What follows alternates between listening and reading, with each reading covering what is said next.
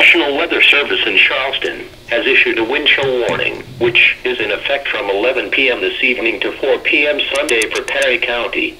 A wind chill advisory remains in effect from 11 p.m. this evening to 1 p.m. Sunday for Jackson and Vinton counties.